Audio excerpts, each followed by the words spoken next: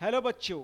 तो जैसे कि हमने आपको प्रॉमिस की थी कि क्लास 10th का पूरा सिलेबस हम लोग आपके लिए फ्री ऑफ कॉस्ट यूट्यूब पे लेके आने वाले हैं। और हम अपने प्रॉमिस के मुताबिक पहला चैप्टर ऑलरेडी फिजिक्स और केमिस्ट्री का कंप्लीट कर चुके हैं। और सोशल स्टडीज का भी सब्जेक्ट जैसे कि इकोनॉमिक्स और हिस्ट्री ऑलरेडी आपके लिए अपलोड करके दिया जा चुका है। अब आगे पहला चैप्टर केमिस्ट्री में हमने देखी थी। कौन सा चैप्टर पढ़ी थी बताओ तो बच्चे? पहला चैप्टर हमने पढ़ी थी केमिकल रिएक्शन एंड इक्वेशन। आज हम आपके लिए सेकंड चैप्टर क्लास 10th का लेके आए हैं। तो ये सेकंड चैप्टर क्या है? Acid bases and salt. तो आओ आज हम लोग पढ़ेंगे एसिड बेसेज एंड साल्ट। उससे पहले हम आपको बता दें कि हम विंग्स क्लासेज खेमनीचक पटना में हमारा ऑफलाइन का ब्रांच है। तो खेमनीचक पटना में जिनको भी आसपास के लोकेशन में अगर आपको पढ़ना हो class 10th 9th 11th 12th, तो आप लोगों का यहाँ पे नया नया बैच लॉन्च की जा रही है। तो जल्दी से जल्दी आके आप लोग हमारे यहाँ बैच इनरोल करो और अपने कैरियर को सुनहरे भविष्य के तरफ अग्रसित करो। धन्यवाद। तो आओ हम लोग शुरू करते हैं हमारा सबसे पहला चैप्टर। और सबसे पहला पहला चैप्टर नहीं, सेकंड चैप्टर। और हमारा सेकंड चैप्टर क्या है? Acid bases and salt. ठीक है। तो acid bases and salt class 10th हम लोग लेके चलेंगे कैसे? एनसीईआरटी कंप्लीट एनसीईआरटी के अनुसार हमारा सिलेबस कवर किया जाएगा।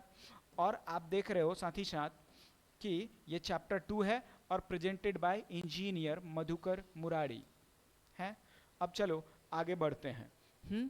तो पहला चैप्टर यानी कि पढ़ चुके हैं और ये दूसरा चैप्टर है। दूसरा चैप्टर कौन सा है? Acid bases and salt. और एसिड बेसेज एंड साल्ट में आपको पढ़ना क्या है? ये देखो आप, लर्निंग ऑफ ऑब्जेक्टिव क्या पढ़ना था? Understand the properties of acid and bases, learn about neutralization reaction, understand the pH scale and its importance, know about salt, their types and uses। तो ये 4 सेक्शन में हम लोग बांट के पढ़ेंगे अच्छे से। तो सबसे पहले हम लोग आज समझने वाले हैं properties of acid and bases. तो डेफिनेशन के थ्रू भी समझेंगे और एसिड और बेसिस का क्या क्या प्रॉपर्टीज होता है ये भी जानेंगे। तो सबसे पहला सेक्शन जो है वो आज के क्लास में हम आपको प्रोवाइड करवाने वाले हैं। चलो तो हम लोग शुरू करते हैं। कौन सा टॉपिक है हमारा? एसिड एंड बेसिस है बच्चे। तो शुरू करते हैं। क्या मैंने क्या लिखी? एसिड और दूसरा वर्ड मैंने लिखी बेस। अब मेरी बात को समझो आप। बहुत सारा डेफिनेशन है एसिड और बेस का। सबसे ट्रेडिशनल अगर डेफिनेशन बात किया जाए तो ये टेस्ट के आधार पे डेफिनेशन दिया गया है। टेस्ट कैसे पता चलता है आपको बताओ तो बच्चे? किसी भी चीज का टेस्ट बताने के लिए आपको टेस्ट बर्ड चाहिए। और टेस्ट बर्ड ये होता कहाँ है? हमारे टोंग में है। ये बायोलॉजी में आप पढ़ोगे, हमारे जीभ के अंदर टेस्ट बर्ड्स होता है ना। और ट्रेडिशनल डाटा के अनुसार हमारे जीभ के अलग अलग पार्ट में अलग अलग टेस्ट बर्ड्स होते हैं। लेकिन न्यू रिसर्च के अनुसार ये बता दिया गया कि हमारे जीभ के यानी कि हमारा जो टोंग है उसके एवरी पार्ट में यानी कि सारे के सारे पार्ट में सारा का सारा टेस्ट बर्ड होता है। तो ये आप डाटा चेक कर सकते हो। ये लेटेस्ट डाटा है। रिसर्च के अनुसार हमारे टेस्ट बर्ड्स जो होते हैं पूरे के पूरे हमारे टोंग में हर एक जगह पे समान होते हैं। चलो तो हम लोग सिलेबस को आगे बढ़ाते हैं। और हमारा सिलेबस सबसे पहले क्या था? एसिड और बेसेज। तो एसिड और बेसेज में सबसे पहले मैंने क्या बोली कि टेस्ट के आधार पे डेफिनेशन सबसे पहले जो ट्रेडिशनल डेफिनेशन है, लेकिन फिर भी हम तो देखेंगे। तो ट्रेडिशनल डेफिनेशन क्या है बच्चे? कि जो भी एसिड होगा उसका टेस्ट कैसा होगा? तो आप जब एसिड का टेस्ट चेक करने जाओगे ना बच्चे, तो एसिड जो होगा वो सावर टेस्ट का होगा। सावर कहने का मतलब खट्टा, खट्टा टेस्ट। ओके। और देखो नेक्स्ट हम बोल रहे हैं कि बेस, और जो भी बेस होगा वो बीटर टेस्ट का होगा। बीटर मतलब कि कड़वा, करवा या फिर कड़वा या फिर तीखा कह सकते हो आप। तो जितने भी केमिकल्स हैं उनको कैटेगराइज किया जाए तो 3 तरह का टेस्ट आपको भी पता है। एक होता है खट्टा, खट्टा टेस्ट, जैसे आप कोई भी पिकल खाते हो, अचार, तो खट्टा फील होता है ना। कोई भी साइट्रस फ्रूट खाते हो, जैसे संतरा खाए हो आप बच्चे, संतरा खाते हो तो कैसा लगता है बताओ। संतरा जब भी हम खाते हैं तो थोड़ा सा खट्टा लगता है ना। या फिर नींबू लेमन लेते हो, वो भी थोड़ा खट्टा लगता है। इमली लेते हो, वो भी थोड़ा खट्टा लगता है, यानी कि सावर टेस्ट आपको महसूस होती है ना। तो ये जितने भी फ्रूट आप खाते हो और आपको सावर टेस्ट महसूस होती है, यानी कि एक बात की गारंटी दे के जाता है वो क्या, कि वो सावर टेस्ट है, यानी कि एसिड है बच्चे। और हम लोग जब बीटा टेस्ट की बात करें तो आप बाथिंग करते करते अगर आपके मुंह के अंदर थोड़ा सा भी, माउथ के अंदर सोप सॉल्यूशन चला गया, तो आपको भी पता है कि सोप सॉल्यूशन जैसे ही माउथ के अंदर जाएगा ना बच्चे, तो आपको क्या महसूस होगा, थोड़ा सा बीटर टेस्ट, यानी कि कड़वा महसूस होता है ना। तो अगर कड़वा महसूस हो तो उसको बेस कहते हैं। इसमें और भी प्रॉपर्टीज होता है, सोपी होता है, सोपी चिपचिपा थोड़ा होता है, जो भी सोपी फील देता है क्या, बेस। चलो, तो ये तो टेस्ट के आधार पे डेफिनेशन हो गया, जो कि ट्रेडिशनल डेफिनेशन है। इसमें कुछ इश्यूज है। कैसा इश्यूज है, आपको भी पता है कि एसिड और बेसिस जो होते हैं, वो कुछ एसिड बहुत स्ट्रांग होते हैं और कुछ एसिड बहुत वीक होते हैं। और स्ट्रांग या वीक का मतलब क्या हुआ, अगर कोई भी एसिड बहुत स्ट्रांग होगा, उसको स्किन पे डालें, स्किन छोड़ो, हमारा जो हड्डी है ना, हड्डी को भी गलाने में सफिशिएंट है बहुत सारे स्ट्रांग एसिड, जैसे hydrochloric acid, sulphuric acid, hydrochloric acid, sulphuric acid, nitric acid. तो HCl हाइड्रोक्लोरिक एसिड है ना, H2SO4 सल्फ्यूरिक एसिड है ना, ये बहुत ही स्ट्रॉन्ग एसिड है। अब मान लेते हैं कि इस तरह का कोई भी एसिड आपने जीभ पे डाली, क्यों, क्योंकि आपको पता लगाना था इसका टेस्ट, तो आपका अगले ही क्षण जीभ ही नहीं रहेगा, तो आप टेस्ट क्या बताओगे, क्योंकि आपके जीभ को ही गलाने में सफिशिएंट होता है। कौन, जीभ को ही गला के रख देगा ये एसिड। कौन सा एसिड, ये स्ट्रॉन्ग एसिड है सब। तो स्ट्रॉन्ग एसिड जैसे ही आप जीभ पे रखोगे तो आपका जीभ ही जल जाएगा बच्चे। तो क्या आप इस्तेमाल इसको करना चाहेंगे, कोई भी, बिल्कुल नहीं करेंगे ना, मैं भी नहीं चाहूँगा। तो समस्या तो है इस डेफिनेशन के साथ, ट्रेडिशनल तरीका है। तो कोई भी इडिबल प्रोडक्ट होता है, इडिबल जो फूड है, इडिबल फ्रूट्स है, तो इडिबल जितने भी वस्तु हैं, इडिबल आप खाओगे तो आपको पता चलेगा, यानी खानी होगी जो भी वस्तु है उसको तो खाओगे तो ठीक है, चलो खट्टा आप टेस्ट बता दोगे। लेकिन हर एक केमिकल के आप इस्तेमाल करके बता सकते नहीं ना, बता सकते हो। तो इसके लिए हमारे अलग अलग साइंटिस्ट आएंगे और डेफिनेशन में कुछ ट्विस्ट लेके आएंगे। तो सबसे पहले एक साइंटिस्ट आए जिन्होंने क्या बोला कि कोई भी चीज़ एसिड है या बेस है, उसके बहुत सारे तरीके हैं बताने का। तो सबसे पहले कि एक साइंटिस्ट आए जिन्होंने बोला कि अगर वाटर के अंदर, अगर पानी के अंदर किसी केमिकल को डालेंगे, अगर वो H+ आयन रिलीज करेगा, अगर पानी के अंदर H+ आयन रिलीज करेगा, तो पानी के अंदर H+ आयन रिलीज किया तो वो एसिड, और पानी के अंदर OH- आयन रिलीज किया तो वो बेस। हाँ, पानी के अंदर अगर H+ आयन रिलीज किया तो वो एसिड, और पानी के अंदर अगर OH- आयन रिलीज किया तो बताओ क्या होगा, बेस होगा बच्चे। चलो, तो हम लोग देखते हैं कि आखिर कैसे होता है। हम बोल रहे हैं कि अगर वाटर के अंदर H+ आयन रिलीज हुआ तो वो एसिड होगा, अगर बेस के अंदर OH- आयन रिलीज हुआ तो बताओ बच्चे वो क्या होगा, उसी को बेस कहते हैं।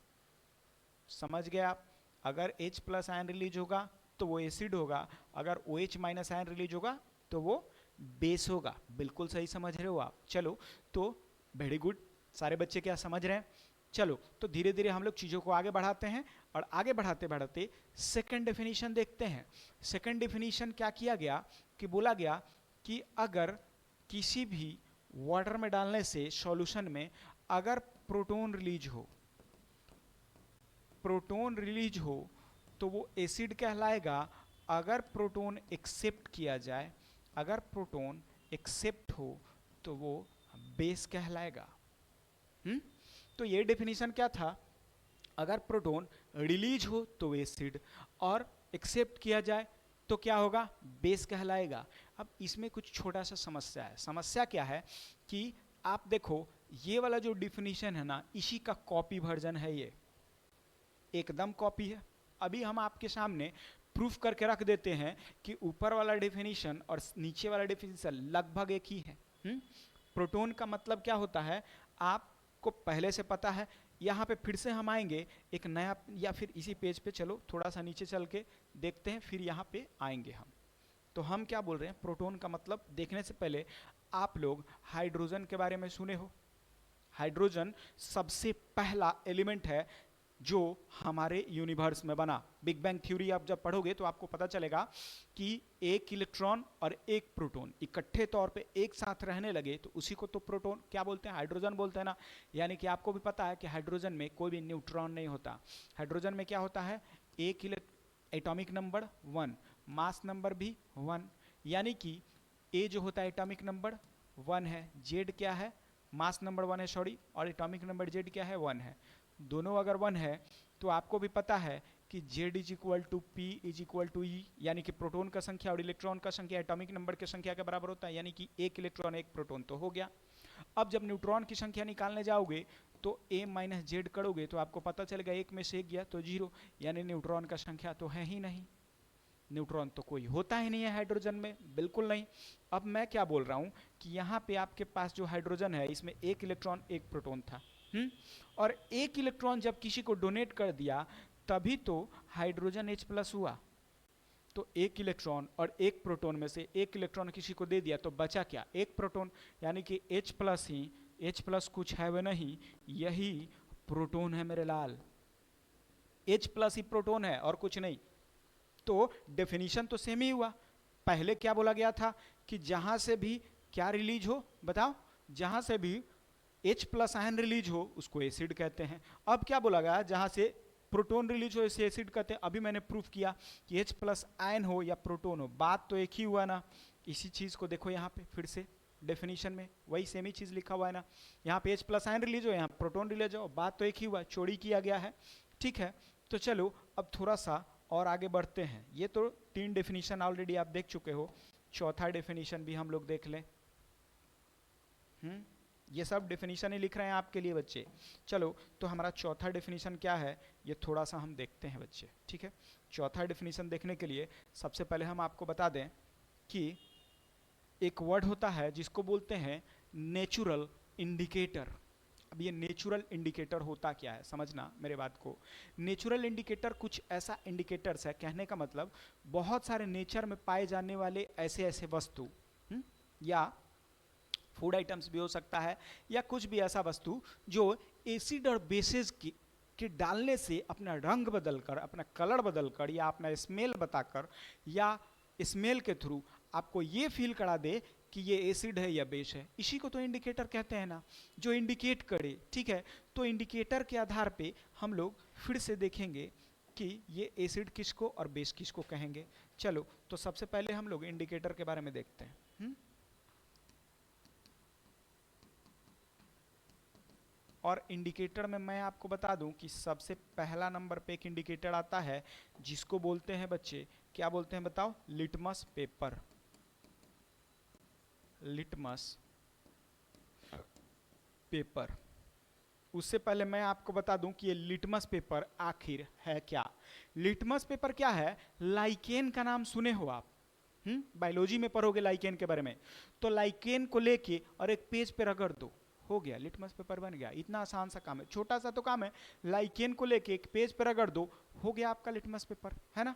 ऐसे बहुत सारे नेचुरल इंडिकेटर पाए जाते हैं, जैसे चाइना रोज का नाम सुने हो, चाइना रोज छोड़ो, उड़हुल का फूल का तो नाम पक्का सुने होगे आप बच्चे। तो चाइना रोज या उड़हुल का फूल लो और उसको पेज पे अच्छे से रगड़ दो, हो गया फिर से एक इंडिकेटर, है ना। तो लगभग ब्लूइश कलर का हो जाएगा रगड़ने के बाद। जब उस पर एसिड डालोगे तो रेड कलर में कन्वर्ट हो जाएगा। चलो मैं आपको एक छोटा सा जादू सिखाता हूं जो आप अपने दोस्तों में परफॉर्म कर सकते हो। चलो तो 2 मिनट आप ध्यान दो। आपको करना क्या है कि सबसे पहले एक व्हाइट कलर का पेज लोगे और एक उड़हुल का फूल लोगे, हैं, और उसको क्या करोगे, एक व्हाइट कलर के पेज पे अच्छे से रगड़ दो। रगड़ दिए, उसके बाद उसको थोड़ा देर 10 मिनट या 5 मिनट धूप में सुखा दो, सुखा के रख लो। ठीक है, उसके बाद क्या करो कि एक नींबू ले लो, नींबू को काटने के बाद अपने हाथ पे रस गारो, और गारने के थोड़ा सा 2-3 फ्रैक्शन ऑफ सेकंड रख के फिर फेंक दो। फिर अपने दोस्त को बुलाओ, बोलो कि देखो ये जो पेज है ना इसका कलर हम बदल देंगे, इसको हम इससे खून निकाल सकते हैं। फिर आपका दोस्त नहीं मानेगा तो शर्त लगाओ आप 500 400 या जितना भी लगाना है। लगाने के बाद आप क्या करो कि थोड़ा सा पानी अपने हाथ में लिए और एक छोटा सा मंत्र पढ़ो, ओम भ्रीम क्लीम, ऐसा जो भी आपको मंत्र याद है पढ़ो। और जब पानी उस पर डालोगे पेज पे तो पूरा का पूरा ब्लड कलर का हो जाएगा आपका पेज, और उसमें से ब्लड निकलने लगेगा। क्योंकि रेड कलर का हो जाएगा ना। क्यों? क्योंकि आपने हाथ में साइट्रिक एसिड डाली थी, ये तो आपके दोस्त को नहीं पता था, अब पूरा का पूरा ब्लड कलर का हो गया। फिर आपका दोस्त बोलेगा ये तो तुमने कुछ ना कुछ किया है, तो आप बोलोगे ठीक है मैंने कुछ किया ना, फिर से मैं इसका कलर बदल सकता हूँ, फिर से जिस कलर का था वैसा कर सकता हूँ। क्या फिर से शर्त लगाओगे? वो फिर से अगर शर्त लगा लिया तो आपको पहले से ही सोप सॉल्यूशन हाथ में लगा के रखना है। सोप एक बेसिक होता है ना, तो सोप सॉल्यूशन हाथ में लगाओगे, फिर से उसमें पानी लगाओगे और रगड़ोगे दूसरा हाथ, तो फिर से वो रेड कलर से फिर से ब्लूइश कलर कन्वर्ट हो जाएगा। तो फिर से आप जीत गए दोनों बार, चित भी आपका पट भी आपका। तो ये आप लोग जादू अपने घरों में दिखा सकते हो, है ना। जैसे आपको भी पता है कि गांव वगैरह में यार बहुत सारे जगहों पे मूवी में आपको दिखाई जाती है कि एक नींबू लेते हैं, जादूगर एक नींबू लेते हैं, उसको काटते हैं, अगर उसमें रेड कलर का कोई भी प्रोडक्ट निकलता है तो बोलते हैं कि इस घर में भूत है। अगर एक नींबू को काटने के बाद उसमें से रेड कलर का कुछ भी निकलता है तो बोलते हैं कि ये ब्लड निकल रहा है, यानी इस घर में भूत है। तो आप भी किसी के घर में भूत निकाल सकते हो। कैसे निकालना है मैं बता रहा हूं आपको, कैसे निकालना है किसी के घर में भूत। आप भी एक नींबू लो और उसको काटो, काटने के बाद पहले से ही हाथ में जो मैंने बोला उड़हुल का फूल अच्छे से रगड़े रहोगे, और जैसे ही उसको टच करोगे तो पूरा का पूरा नींबू रेड कलर का हो जाएगा, यानी कि खून कलर का हो जाएगा। उसको दिखाओ कि आपके घर में भूत है। और फिर आपको क्या करना है, आपको जो भी करना है कर लो, है ना। तो मैंने क्या बोला, ये सारा का सारा जादू जो होता है वो साइंस का खेल है, जिसको पता है वो कैच करेगा, और आज के बाद तो ये आपको समस्या ही नहीं आएगी। तो इसमें ये सारे के सारे नेचुरल इंडिकेटर होते हैं, और नेचुरल इंडिकेटर में मैं नाम बता दूं। सबसे पहला मैंने क्या बोला, ये बताओ लिटमस पेपर जो लाइकेन से बनता है, दूसरा चाइना रोज, तीसरा मैंने क्या बोला, जो ओनियन होता है ना वो भी एक इंडिकेटर है, हल्दी टर्मरिक जो होता है ना बच्चे, टर्मरिक भी एक तरह का इंडिकेटर है। टर्मरिक से अगर टर्मरिक को लेके उस पर सोप डालोगे ना, सोप तो सोप बेसिक नेचर का होता है ना, तो आपका टर्मरिक रेड कलर का कन्वर्ट हो जाएगा। बिल्कुल करके देख सकते हो आप, है ना। तो टर्मरिक भी एक तरह का क्या है, नेचुरल इंडिकेटर है ना बच्चे। तो ये सारा का सारा मैंने क्या बताया, नेचुरल इंडिकेटर। एक मिथाइल ऑरेंज भी होता है, मिथाइल ऑरेंज भी इंडिकेटर के काम करता है। तो हम सब कुछ पढ़ेंगे, पहले यहाँ पे आ जाओ। तो मैंने क्या बोला कि लिटमस पेपर, अब लिटमस पेपर दो कलर का होता है। लिटमस पेपर एक रेड कलर का होता है और एक ब्लू कलर का होता है, ठीक है। लिटमस पेपर एक रेड कलर का होता है, एक ब्लू कलर का होता है। इसमें भी रेड कलर और ब्लू कलर। तो मैंने रेड कलर और ब्लू कलर दो लिटमस पेपर ले ली, एक रेड कलर का एक ब्लू कलर का। और जैसे ही मैंने रेड कलर और ब्लू कलर की लिटमस पेपर ली, अब मैं क्या बोल रहा हूं कि रेड कलर वाले पे भी एसिड डालूंगा, है ना, और ब्लू कलर वाले पे मैं एसिड डालूंगा, है ना।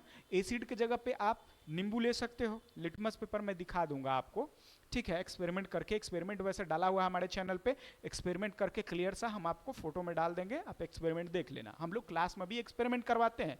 तो अगर आपको एक्सपेरिमेंट का लुत्फ लेना है तो आपको कुछ नहीं करना है, छोटा सा काम करना है, विंग्स क्लासेज को ज्वाइन करो, ऑफलाइन बैच। हम लोग हर एक चीज का क्लास में एक्सपेरिमेंट करके दिखाते हैं बच्चे, और आप लोग हमारे चैनल को जाके देखोगे तो आपको मिल भी जाएगा। तो आपको छोटा सा काम भी करते रहना, साथ ही साथ चैनल के इस वीडियो को लाइक करो, सब्सक्राइब करो चैनल को, और वीडियो को शेयर करो अपने दोस्तों में। ओके, चलो तो आते हैं यहाँ पे। हम क्या बोल रहे हैं कि अगर मान लेते हैं एक रेड कलर का, ये क्या है, रेड कलर का लिटमस पेपर और ये ब्लू कलर का लिटमस पेपर।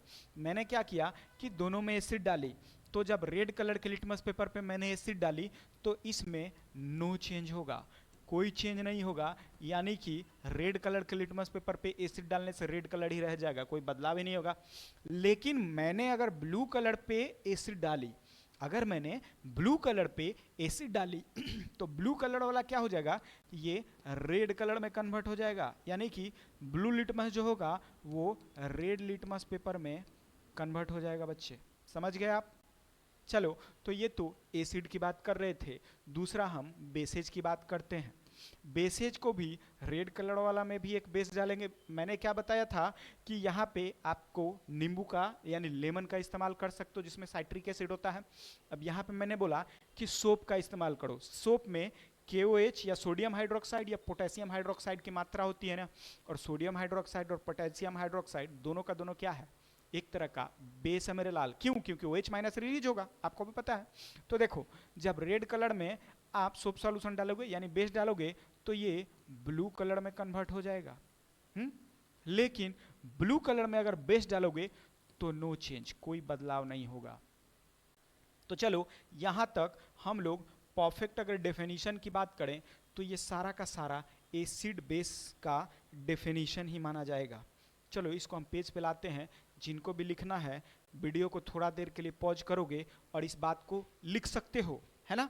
तो जब भी आपको लिखना हो नोट्स बनाना जरूरी है। मैंने एकदम शॉर्टेस्ट फॉर्म में नोट्स आपके लिए बना रहा हूँ, है ना।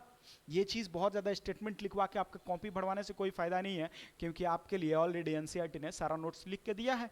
तो आपको शॉर्टेस्ट फॉर्म में, आपको रिवीजन में इशू ना हो इसलिए शॉर्टेस्ट फॉर्म में बनवाते मैं चल रहा हूँ।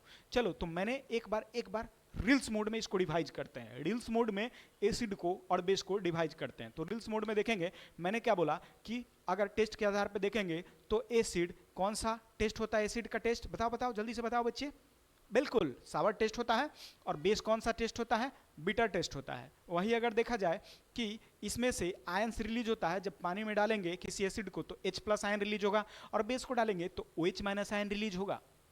ये दूसरा डेफिनेशन है। और तीसरा डेफिनेशन की जब बात करें तो अगर किसी भी एसिड को पानी में डालेंगे तो प्रोटॉन रिलीज होता है, और एसिड को डालेंगे तो प्रोटॉन, और बेस को डालोगे तो क्या होगा, प्रोटॉन एक्सेप्ट होगा। ठीक है। चौथा डेफिनेशन हमने देखी थी लिटमस पेपर के आधार पे, यानी कि इंडिकेटर के आधार पे। तो लिटमस पेपर के आधार पे अगर किसी एसिड को ब्लू लिटमस पे डालोगे तो रेड में कन्वर्ट हो जाएगा, लेकिन रेड लिटमस में कोई असर नहीं दिखाएगा वो। साथ ही साथ अगर बेसेस की बात करें तो बेस क्या होगा कि ब्लू लिटमस में कोई असर नहीं दिखाएगा, लेकिन रेड लिटमस को ब्लू में कन्वर्ट कर देगा। तो ये रहा हमारा छोटा सा इंट्रोडक्शन किसका, एसिड और बेसिस का, कि आप पहचानोगे कैसे। फिर आपके मन में आएगा कि ये एसिड बेसिस तब से पढ़ाए जा रहे हैं, आखिर ये होता क्या है। तो एसिडिटी और बेसिडिटी जो होता है, बेसिक प्रॉपर्टी, ये एक प्रॉपर्टी है, केमिकल प्रॉपर्टी है। कैसा केमिकल प्रॉपर्टी, मैं अभी आपको समझाता हूं। जैसे कि मान लो कि हमारे क्लास में इतने अगर बच्चे बैठे हुए हैं जिसमें से कोई 5 बच्चा ऐसा है जो कभी भी 90 के नीचे नहीं आता, तो मैं बोल सकता हूं ना कि ये जो 5 बच्चे हैं ये पढ़ाई में बहुत अच्छा है, यानी कि पढ़ाई में ब्रिलियंट है। तो वो पढ़ाई में ब्रिलियंट है, उनका वो प्रॉपर्टी हो गया। लेकिन बचे हुए और जो बच्चे हैं वो हो सकता पढ़ाई में ना ब्रिलियंट हो, लेकिन पबजी खेलने में बहुत अच्छे हो। या फ्री फायर खेलते हो ना आप, तो पबजी या फ्री फायर में पता चले कि विनर चिकन डिनर कर ले। तो जब ये पबजी खेल रहे हैं या क्रिकेट खेल रहे हैं, तो जो भी व्यक्ति जिस चीज़ में ज़्यादा मेहनत करता है या ज़्यादा टाइम देता है तो उसमें एक्सपर्ट हो जाता है, तो उस फील्ड में वो परफेक्ट है। तो मैं बोल सकता हूँ कि उनका ये प्रॉपर्टी है कि वो पबजी ज़्यादा अच्छे से खेल सकते हैं। वैसे मैंने आपको एक और एम है कि पबजी और फ्री फायर या कोई भी ऑनलाइन जो आप गेम खेलते हो, कुछ दिनों के लिए होल्ड पे रख दो मेरे लाल, क्योंकि 10th का एग्जाम बहुत मायने रखता है। एग्जाम दे लो, उसके बाद सोचना इन सब चीज़ों के बारे में। अभी आप जितना हो सके फोकस करना है पढ़ने पे। चलो तो हम क्या बोल रहे थे कि जिनका जो प्रॉपर्टी होगा, वैसे ही मान लो कोई ऐसा केमिकल है जिसका टेस्ट कैसा है, सावर है, तो उसको एसिड कहेंगे, प्रॉपर्टी है ना। कोई ऐसा केमिकल है जिसका टेस्ट बीटर है तो उसको बेस कहेंगे। और कोई ऐसा केमिकल है जिसका ना तो टेस्ट सावर है ना बीटर है, तो कैसा होगा, साल्टी होगा, नमकीन होगा ना। तो नमकीन एक अलग उसके लिए नाम ही रख दिया गया है, साल्ट, नमक। समझ रहे हो आप। चलो तो नमक भी पढ़ेंगे, इसी चैप्टर में आगे पढ़ना है। अभी मैंने क्या समझाई है, ये एसिड का डेफिनेशन है बच्चे, और ये बेस का डेफिनेशन है। 4 डेफिनेशन दोनों साइड लिख दी मैंने। इसको आप लोग स्टेटमेंट बना के भी लिख लोगे, बस वही डेफिनेशन हो जाएगा। चलो तो हम आगे बढ़ते हैं, और आगे बढ़ते हुए हम आपको थोड़ा सा चीज़ों को आगे बढ़ाते हैं। ठीक है। अब आगे बढ़ाते क्या है कि जब शुरू ही किए हैं तो थोड़ा सा हम लोग pH स्केल पढ़ लेते हैं। और मैं आपको बता दूं कि ये क्लास 10th के सिलेबस से लगभग पीएच स्केल आखिर बनता कैसे ये हटा दिया गया। पीएच स्केल तो पढ़ना है आपको, लेकिन बनता कैसे ये एलिमिनेट कर दिया गया। लेकिन मैं नहीं हटा रहा हूं, मैं आपको समझाऊंगा। वो इसलिए क्योंकि आपको अगर बैकग्राउंड पता होगा तो आपको चीज़ों को कैच करने में बहुत आसानी होगी बच्चे। तो चलो हम लोग देखते हैं आखिर ये पीएच स्केल बनता कैसे है। उससे पहले हम जाने कि ये पीएच स्केल का फुल फॉर्म क्या होता है। पीएच का फुल फॉर्म क्या होता है, तो आप देखोगे कि पीएच का फुल फॉर्म होता है पावर ऑफ हाइड्रोजन। क्या होता है बच्चा? Power of hydrogen. अब देखिए कोई भी चीज बनता है तो उसके पीछे किसी न किसी का नाम जुड़ा हुआ रहता है ना, किसी साइंटिस्ट का नाम। तो इसको किसने डिस्कवर्ड किया या बनाया, उस व्यक्ति का नाम था सोरेन सेन। बताओ बच्चे, सोरेन सेन। पीएच स्केल को किसने डिस्कवर्ड किया? सोरेन सेन ने। पीएच स्केल का full form power of hydrogen. Power of hydrogen, hydrogen होता है ना। चलो बच्चे बिल्कुल सही समझ रहे हो। अब चीजों को हम आगे बढ़ाते हैं। 3-4 पॉइंट पहले समझाएंगे फिर यहां पे आएंगे। तो पॉइंट समझाने के लिए हम लोग सबसे पहले आपको देखते हैं कि एक वर्ड होता है कंसंट्रेशन। कंसंट्रेशन क्या समझते हो आप? आखिर ये कंसंट्रेशन है क्या? तो कंसंट्रेशन समझाने के लिए आपको सबसे पहले मैं ये बता रहा हूं कि आपको एक गिलास पानी ले लेना है। एक गिलास पानी ले लेना है और जैसे कि मैंने पहले भी बताई थी कि उसमें एक चुटकी, नहीं सिंदूर बिल्कुल नहीं डालोगे, क्या डालोगे? एक चुटकी कोई भी एसिड या बेस डालोगे। तो जब भी एक चुटकी अगर आपने क्या डाली, एसिड डाली, तो वो पानी में क्या होगा? आयंस के फॉर्म में टूट जाएगा ना, H प्लस। जैसे मैंने क्या की कि मैंने HCl डाल दी तो H प्लस और Cl माइनस में टूट जाएगा कि नहीं बच्चे? टूट जाएगा ना। अब देखो एक गिलास पानी में कितना ज्यादा या कम H प्लस आयन है, उसी को तो कंसंट्रेशन बोलते हैं ना। बिल्कुल सही समझ रहे हो आप। H प्लस आयन कितना है, जैसे छोड़ो वो छोड़ो, शरबत पिए हो ना, एक गिलास पानी में आपने कितना चीनी डाली, तो चीनी का कंसंट्रेशन कितना होगा? जितना चीनी अवेलेबल होगा 100% में से। तो इसको दर्शाने के लिए मान लेते हैं कि टोटल में मात्र 1% H प्लस हो। H प्लस आयन का कंसंट्रेशन 1%, तो इसी को 0.01 भी लिख सकते हैं कि नहीं? लिख सकते हैं ना। और इसी को 10⁻⁻² भी लिख सकते हैं, कंसंट्रेशन ही तो है। जैसे किसी सॉल्यूशन में अगर वाटर में H प्लस आयन 0.00000001 ऐसे हो तो इसको क्या लिख सकते हैं? 10⁻⁻5 लिख सकते हैं ना बच्चे। तो ये जो दर्शा रहा है ये क्या दर्शा रही है? ये कंसंट्रेशन एक टर्म होता है जिसको दर्शा रहा है कंसंट्रेशन। चलो ये कंसंट्रेशन समझ गए सारे बच्चे मेरे? बहुत अच्छा। अगर ये कंसंट्रेशन समझ गए हो तो और छोटा छोटा सा कुछ पॉइंट हम आपको बताना चाहेंगे।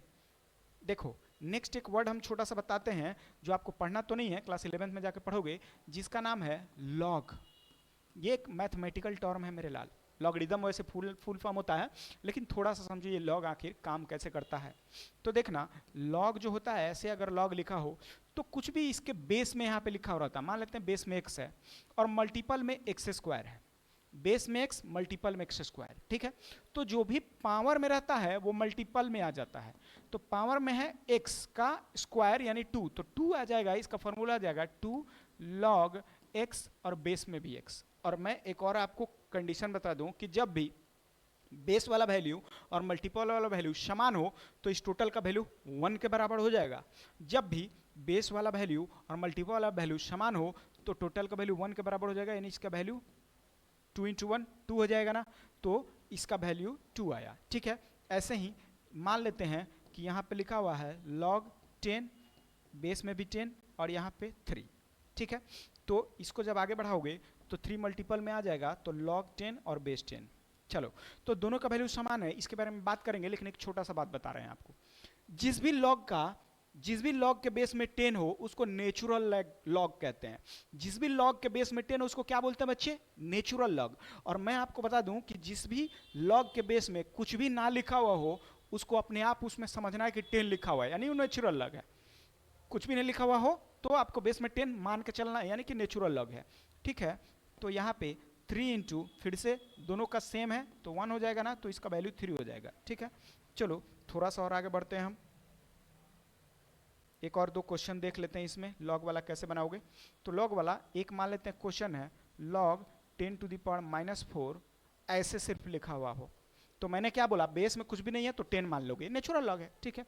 तो कैसे निकालोगे? -4 × log 10 और यहाँ पे कुछ नहीं है तो 10 है ऑलरेडी, तो क्या हो जाएगा -4 इंटू 1, इसका वैल्यू 1 हो जाएगा, तो -4 इसका वैल्यू हो जाएगा कि नहीं, हो जाएगा ना। तो लॉग को कैसे काम करते हैं लॉग पे, ये बस हम आपको समझाए हैं यहाँ पे। चलो, तो सोरेनसेन ने क्या बोला था वो थोड़ा सा आप देख लें हम बच्चे। सोरेनसेन ने पावर ऑफ हाइड्रोजन के बारे में क्या बोला था, ये यहाँ पे हम लोग देखेंगे अभी। चलो, तो आ जाते हैं उधर का पार्ट, उधर जाओ, इधर देखते हैं हम लोग क्या बोल रहे हैं कि सोरेनसेन ने पीएच निकालने के लिए कुछ बताई थी। क्या बताई थी कि जो पीएच का वैल्यू होगा वो कैसे निकालोगे, minus of log of H plus का कंसंट्रेशन। सोरेनसेन ने यही बताई थी बस। सोरेनसेन ने क्या बताई कि आप कैसे निकालोगे, minus of log of H plus का कंसंट्रेशन, पीएच वैल्यू यानी पावर ऑफ हाइड्रोजन कैसे निकालोगे, minus of log of H plus का कंसंट्रेशन। जी बिल्कुल दोस्तों। चलो, तो हम आगे बढ़ते हैं, इस पे क्वेश्चन डालेंगे कि मान लो कि आपको कंसंट्रेशन दिया हुआ हो, कंसंट्रेशन H प्लस का आपको दिया हुआ हो कि H प्लस, पानी में H प्लस कितना है, तो आपको दिया हुआ हो कि H प्लस कुछ इतना है। ओके, तो इसी चीज को पॉइंट के बाद काउंट करते हैं बच्चे, कितना जीरो है, देखो 1 2 3 4 5 6, 6 डिजिट है ना। तो आप इसको 10⁻⁻6 लिख सकते हो ना, बिल्कुल लिख सकते हो।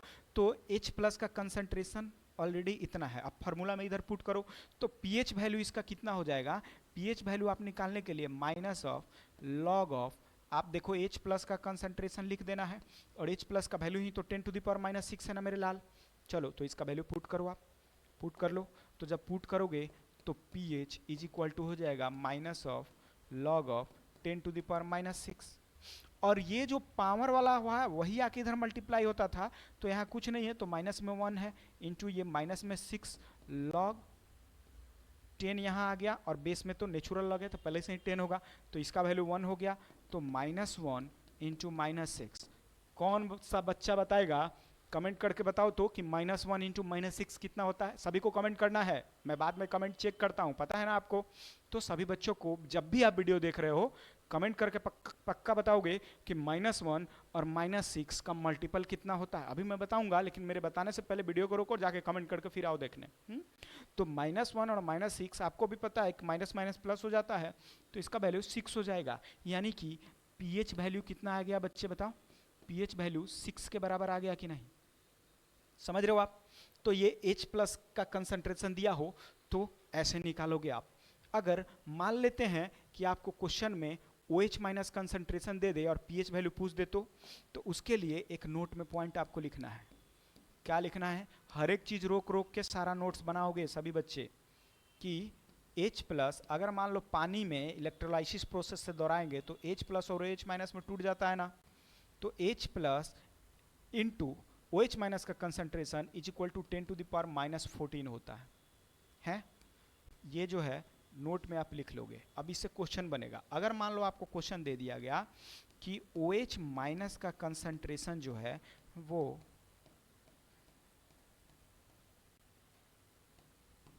कुछ ये है, OH माइनस का कंसंट्रेशन ये है, तो पीएच वैल्यू क्या होगा, तो आपको निकालना पड़ेगा। इसका कंसंट्रेशन कैसे निकालोगे, काउंट करो, 1 2 3 4 5 6 7 8 9, यानी 10⁻⁻9 हो गया ना बच्चे, ये OH माइनस है, और फॉर्मूला में H प्लस ही डालना है आपको, OH माइनस नहीं पुट कर सकते, तो यहाँ से डाटा निकालो। तो क्या करोगे कि H प्लस OH माइनस का वैल्यू 10⁻⁻9 है, तो 10⁻⁻9 मैंने पुट कर दी, इज इक्वल टू 10⁻⁻14 है ना। तो यहाँ से आप H प्लस अब आसानी से निकाल पाओगे। तो H प्लस कैसे निकालोगे आप ही बताओ, देखो कि H plus is equal to 10⁻⁻14, और ये बट्टा में आ जाएगा 10⁻⁻9, और आपको भी पता है कि ये बट्टा वाला चीज जो होता है जब ऊपर जाता है तो क्या होता है, प्लस में हो जाता है ना। तो 10⁻⁻14 और +9 यानी कि 10 बताओ -5 हो जाएगा ना, 10⁻⁻5 आ गया। अब मेरे पास H प्लस का कंसंट्रेशन ऑलरेडी मिल गया, और जैसे ही H प्लस का कंसंट्रेशन आ गया तो अब फार्मूला में बिल्कुल पुट कर सकते हैं, क्योंकि फार्मूला तो यही बोल रहा था। तो हमने फार्मूला में pH निकाली, pH का value minus of log of H plus concentration, यानी कि माइनस ऑफ लॉग ऑफ 10⁻⁻5, यानी कि -1 इंटू -5 और इंटू इसका वैल्यू 1, यानी कि 5 आ गया ना pH वैल्यू। तो आगे से पीएच कैसे निकालना है अब ये आपको पता है। तो ये तो पीएच निकालने का प्रोसेस था। नेक्स्ट हम लोग देखते हैं कि सोरेनसन ने क्या बताया था हमें। सोरेनसन ने एक पीएच की स्केल बनाई। तो हम लोग अभी आपको स्केल बना के देखते हैं कि सोरेनसन का पीएच का स्केल कैसा था।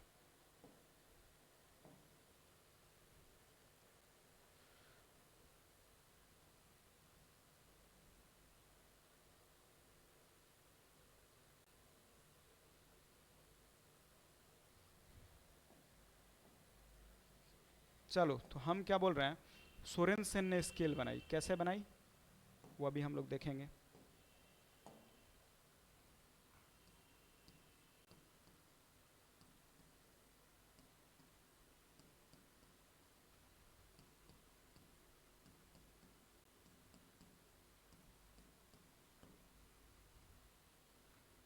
ध्यान दोगे हम क्या कर रहे हैं, क्या लिख रहे हैं, इस बात पे ध्यान देना जरूरी है, क्योंकि यहीं से आपको चीज़ें पता चलेंगी बच्चे कि स्केल फंक्शन कैसे करता है। तो मैं बस अभी डाटा लिख रहा हूं ना।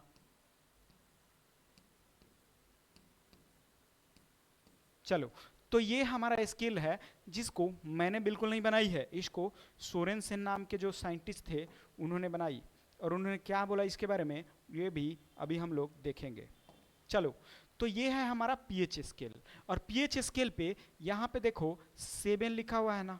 तो पीएच स्केल पे वैल्यू अगर 7 आया, इसका मतलब ये है कि जो भी केमिकल जिसका पीएच स्केल पे वैल्यू 7 आ गया वो न्यूट्रल है।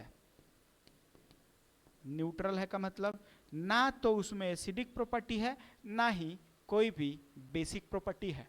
एग्जाम्पल में जैसे में अगर हम लोग एग्जाम्पल देखने जाएं तो आपको प्योर वाटर का नाम सुने हो, यानी डिस्टिल वाटर, प्योर वाटर जो डायरेक्ट वेन में चढ़ा देते हैं, जो आप पीते हो वो प्योर वाटर बिल्कुल नहीं है, डायरेक्ट जो वेन में चढ़ाते हैं ना वो प्योर वाटर है। उसका पीएच वैल्यू एक्यूरेट 7 के बराबर होता है ना। तो जिसका भी पीएच वैल्यू 7 आ जाए उसको न्यूट्रल कंडीशन बोलते हैं, यानी कि प्योर वाटर बोलते हैं, ना तो वो एसिड है ना ही बेस है। चलो अब 7 से 14 की तरफ बढ़ते हैं। अगर 7 से 14 की तरफ आप बढ़ोगे तो आप देखोगे कि 7 से 14 की तरफ जब बढ़ रहे हैं तो 7 से 14 की तरफ बढ़ते टाइम आपका क्या हो रहा है कि बेसिक प्रॉपर्टी, क्या हो रहा बच्चे, बेसिक प्रॉपर्टी इंक्रीज कर रहा, basic property increases. By the way 7 के बाद कोई भी वैल्यू आएगा होगा तो वो बेसिक ही बेस ही होगा, लेकिन जैसे जैसे आगे की तरफ बढ़ रहे हो बेसिक प्रॉपर्टी बढ़ते जा रहा। मेरे कहने का मतलब ये है कि एक का पीएच 8 है और एक का पीएच 12 है, तो 12 जिसका पीएच है ना वो ज़्यादा स्ट्रॉन्ग बेस है। बस इतना सा मैं बात बोल रहा हूँ, यानी कि पीएच वैल्यू जैसे जैसे बढ़ेगा उसका बेसिक प्रॉपर्टी बढ़ेगा, यानी कि स्ट्रॉन्ग बेस ज़्यादा से ज़्यादा पीएच वैल्यू धारण करेगा उल्टा साइड में, समझ गए। चलो तो ये तो बेसिक प्रॉपर्टी बढ़ रहा। अगर हम इधर आए तो इधर एसिड वाला होगा, यानी कि 7 से नीचे जितना भी पीएच वैल्यू है सब का सब क्या होगा, बेस हो, सॉरी एसिड होगा। चलो तो एसिड के बारे में भी अब थोड़ा सा हम लोग देख लें। तो आप देखोगे, क्या देखोगे बच्चे, कि जब हम लोग 7 से इधर की तरफ आ रहे हैं, 7 से इधर की तरफ आ रहे हैं, तो आप क्या देखोगे कि एसिडिक प्रॉपर्टी,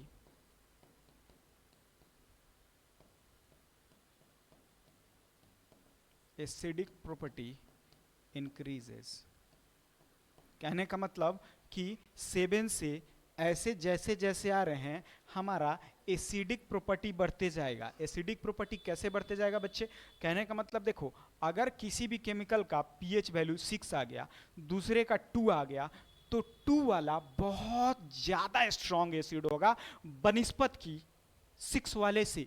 बिल्कुल 2 वाला बहुत ही ज्यादा स्ट्रॉन्ग एसिड होगा बनिस्पत की 6 वाले से। इस बात को कैच कर पा रहे हो, मैं समझाऊंगा अभी। यानी कि ये पीएच स्केल कैसे बोल रहा हूं, मैं फिर से रिपीट कर रहा हूं। देखो 7 वाला न्यूट्रल, 7 से लेके 14 तक एसिड, बेस, सॉरी 7 से लेके 14 तक बेस, 7 से लेके 0 तक एसिड। लेकिन 7 से 14 की तरफ अगर आप बढ़ रहे हो तो बेसिक प्रॉपर्टी बढ़ते जा रहा है, और 7 से 0 की तरफ आप बढ़ रहे हो तो एसिडिक प्रॉपर्टी बढ़ते जा रहा। कहने का मतलब यह है कि एक का पीएच 5 है और एक का पीएच 2 है, तो 2 जिसका पीएच है वो बहुत ही ज़्यादा स्ट्रांग है, किससे? जिसका पीएच 5 है। मेरे बात को कैच कर पा रहे हो आप बच्चे? तो अभी तक हम सिर्फ एसिड और बेस में बाइफर्केशन देखे हैं। सबसे पहला क्या देखे थे? चलो हम लोग एक बार रिवाइज करते हैं शुरू से कि एसिड कौन होता है? जो सावर टेस्ट का हो। दूसरा बेस कौन होता है? जो बिटर टेस्ट का हो, है। ये पहला डेफिनेशन। दूसरा डेफिनेशन देखे थे, जो H प्लस आयन रिलीज करे वो एसिड, जो H माइनस रिलीज करे वो बेस। तीसरा देखे थे, जो प्रोटोन रिलीज करे वो एसिड और जो प्रोटोन एक्सेप्ट करे वो बेस। चौथा देखे थे इंडिकेटर, यानी सबसे पहले क्या देखे थे? Litmus paper. लिटमस पेपर में ब्लू लिटमस से रेड लिटमस हो जाए वो एसिड, और रेड लिटमस से ब्लू लिटमस हो जाए वो बेस। ठीक है। उसके बाद हमने शुरू की पीएच के बारे में। पीएच के बारे में हमने क्या पढ़ी कि पीएच एक स्केल होता है जिसको किसने दी? सोरेनसेन ने दी। पीएच में आपको ये निकालना है कि कौन, पीएच आपको ये बता के जाएगा कौन ज़्यादा स्ट्रॉन्ग एसिड है, कौन वीक बेस है, या वीक एसिड है या वीक बेस है, सब कुछ बता के जाएगा आपको। तो इसके लिए सोरेनसेन ने एक स्केल बनाई, और स्केल में टोटल कितने काउंटिंग है? 14 में सबसे मिड में आता है 7।